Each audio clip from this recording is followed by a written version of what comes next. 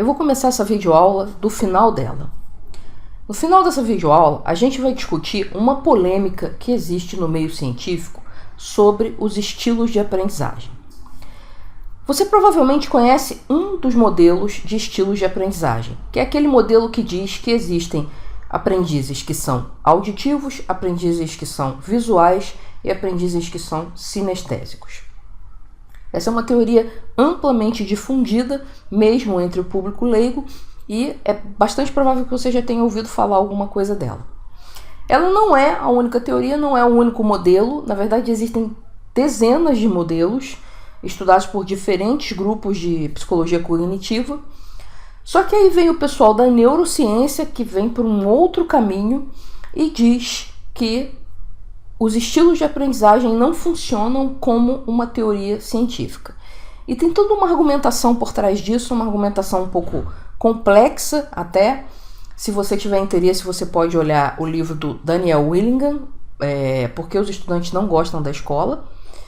Mas essa não é a principal questão para a gente aqui. A principal questão é a gente entender um pouco dessa polêmica e tentar entender o que tem de bom, de interessante nos dois lados da discussão, principalmente do ponto de vista daquilo que a gente pode aplicar para a nossa aprendizagem. Eu sou Ana Lopes, do Mais Aprendizagem, e depois da vinheta a gente vai começar a ver onde é que fica no nosso cérebro as memórias de curto, médio e longo prazo. E o que isso tem a ver com a polêmica dos estilos de aprendizagem.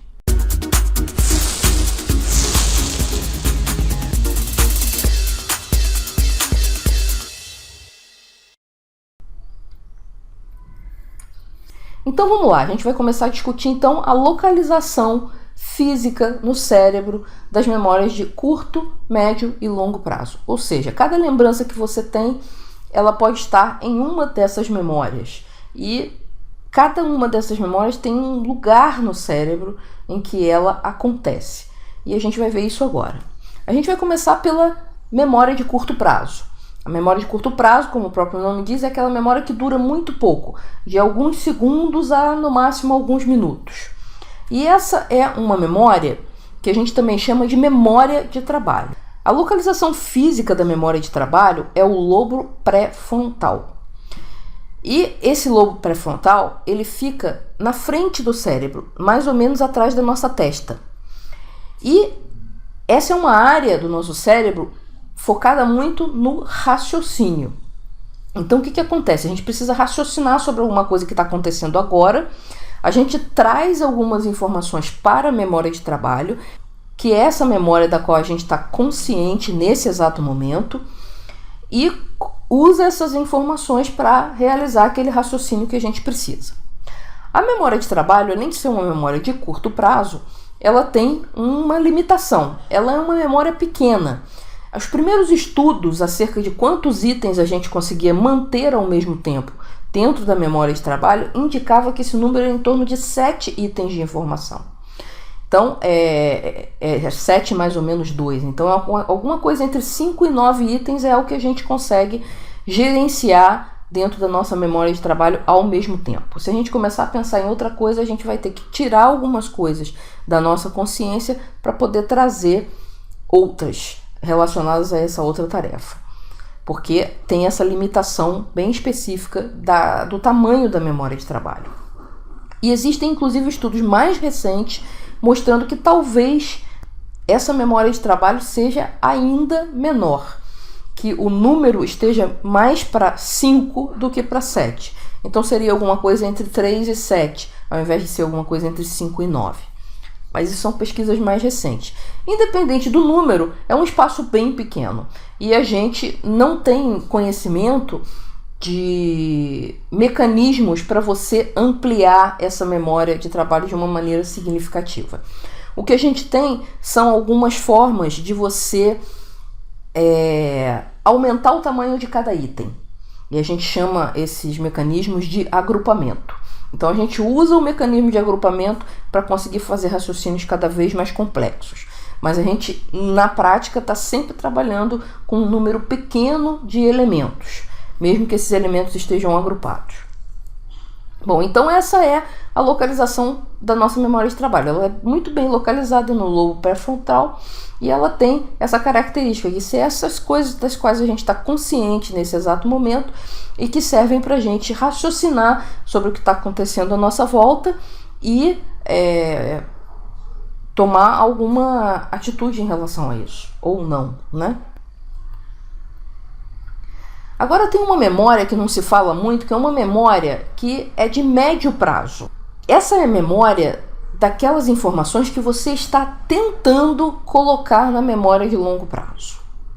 E essa memória, ela também tem uma localização bem específica, que é numa área do cérebro bem mais interna que o lobo pré-frontal, que é o hipocampo. O hipocampo, ele fica atrás dos lobos temporais. Os lobos temporais são essas partes do cérebro que ficam atrás das têmporas. As têmporas são essas laterais da nossa cabeça, acima do ouvido.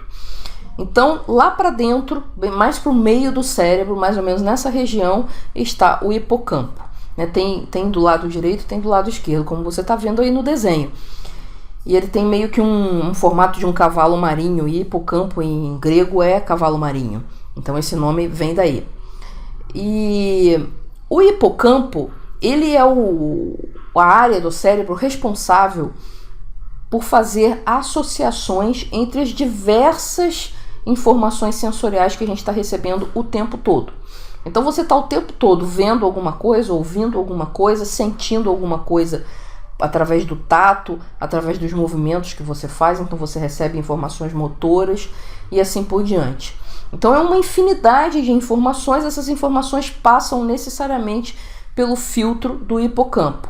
E o que o hipocampo vai fazer? Ele vai fazer a seleção daquilo que ele vai prestar atenção ou não, daquilo que ele vai considerar interessante ou não, para jogar na memória de longo prazo. E uma coisa interessante é que o hipocampo está dentro do sistema límbico. Ele está ali coladinho com o sistema límbico. E o sistema límbico é o sistema do cérebro responsável pelas emoções. Inclusive, só os mamíferos têm o sistema límbico, né? Os répteis, por exemplo, não têm essa parte do cérebro. Então, o que acontece? As emoções, elas têm um papel fundamental na memorização. Tanto emoções positivas quanto emoções negativas, elas vão afetar a forma como você memoriza alguma coisa. Então isso aí fica uma dica aí que você pode usar no seu dia a dia. Buscar que emoções estão relacionadas com uma determinada informação para que facilite a seleção dessa informação pelo hipocampo para ir para a memória de longo prazo. Uma outra função do hipocampo é a localização espacial. Então o nosso senso de localização está ligado ao funcionamento do hipocampo. Isso explica por que um dos métodos mais comuns e mais conhecidos de memorização, quando eu estou falando de métodos avançados de memorização, é o Palácio da Memória. O Palácio da Memória, você associa os elementos que você quer memorizar a um determinado espaço físico, a pontos num espaço físico. E isso usa justamente o fato de que a gente é muito bom nessa questão da localização espacial, por uma questão evolutiva mesmo. Inclusive, se você quiser conhecer noções de Palácio da Memória, lá no blog tem uma videoaula sobre o Palácio da Memória e lá mesmo eu vou deixar um link para você clicar se você tiver interesse. Então você tem que ir no link que está embaixo desse vídeo, se você estiver no YouTube. De lá você vai para o blog e no blog você vai ter um link para a aula sobre o Palácio da Memória, tá certo? É um sistema de memorização muito forte, muito eficiente para você memorizar grande quantidade de informação e usa bastante a nossa capacidade de nos localizarmos bem no espaço. Agora vamos falar da memória de longo prazo. Essa é a parte da memória que os cientistas menos conhecem, que tem mais dificuldade. E um dos motivos é justamente porque a memória de longo prazo ela não tem um local específico como as outras duas.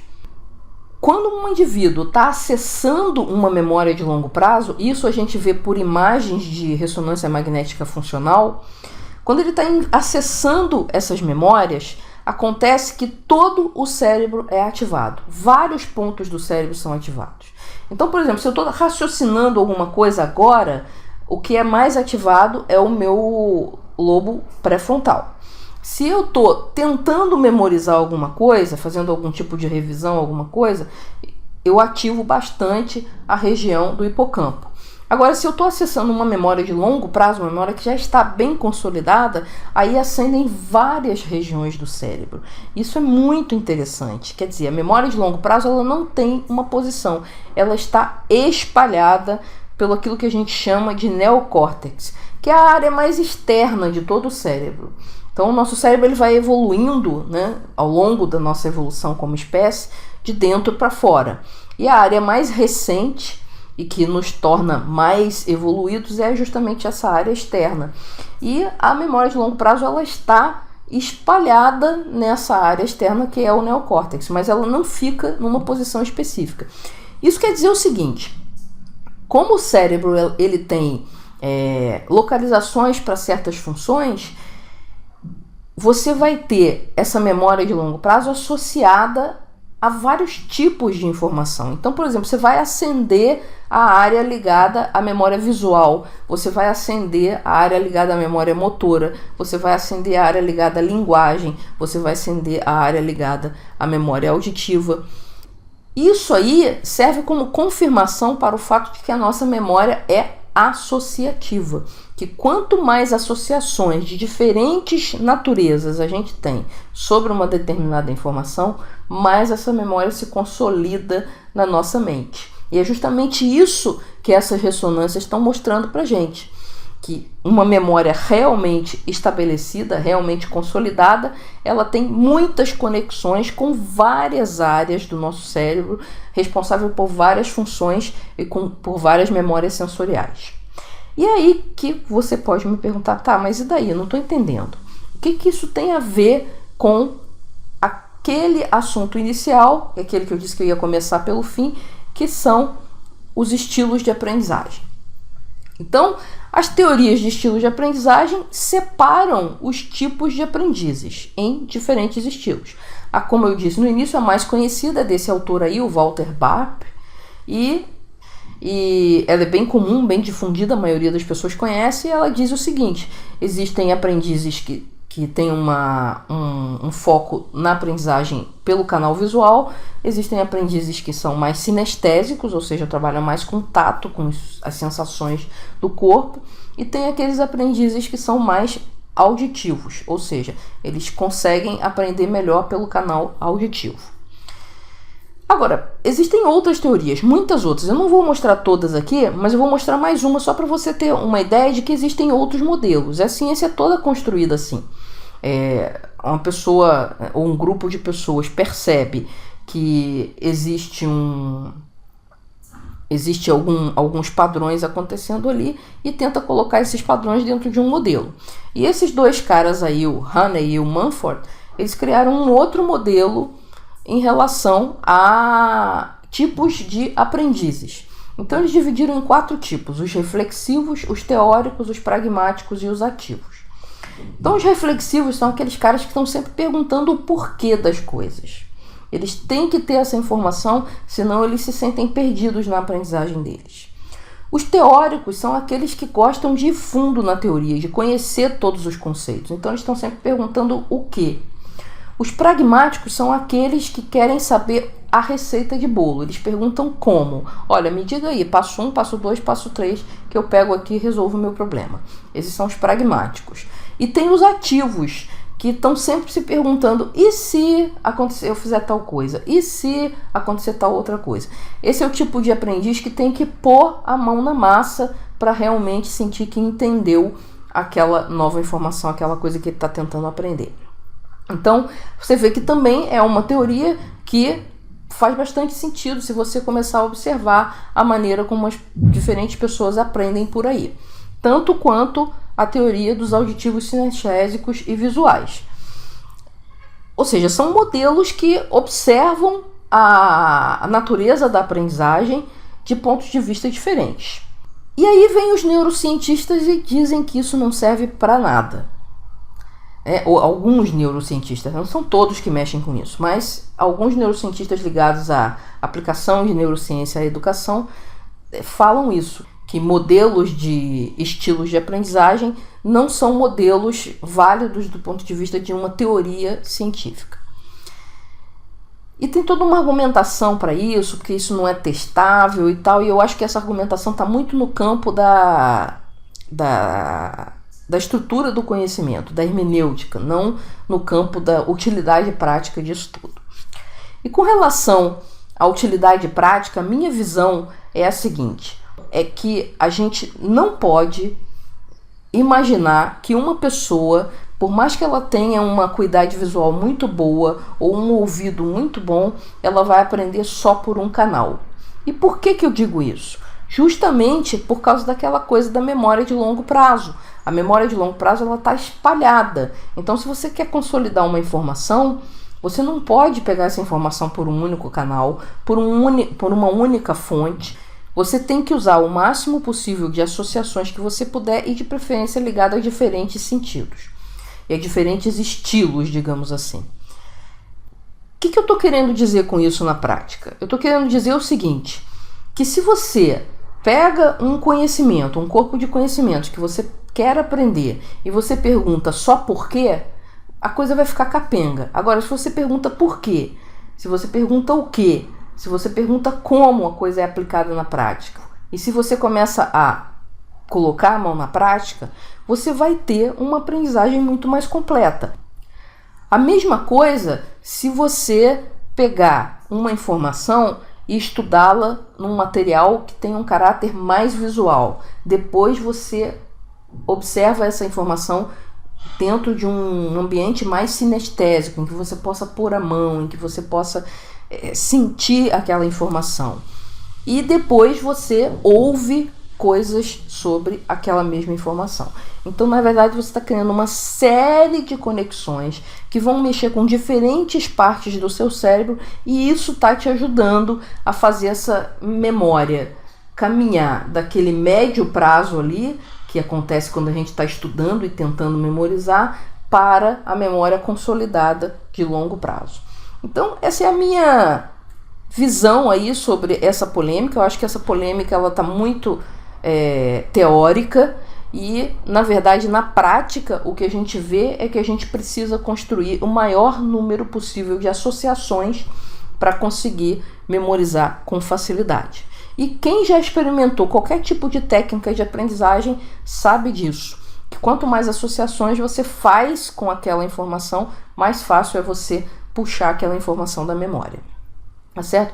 Então fica aí a dica para vocês. Explorem um conhecimento de diferentes pontos de vista. Façam diferentes perguntas. E a partir disso você vai conseguir ter uma memorização a longo prazo muito mais consistente do que se você ficar tentando usar só um canal que alguém disse para você que é o seu canal preferencial de aprendizagem. Tá certo? Então, fico por aqui.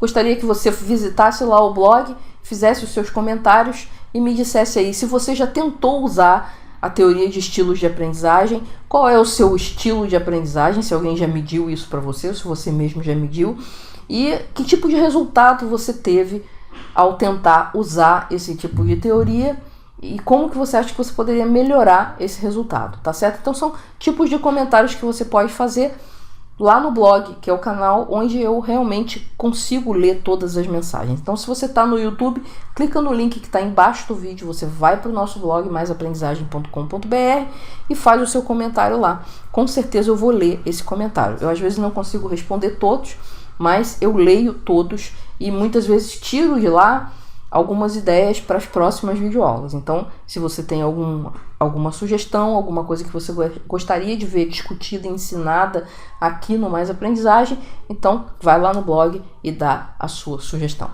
Tá legal? Eu fico por aqui e até a próxima. Tchau!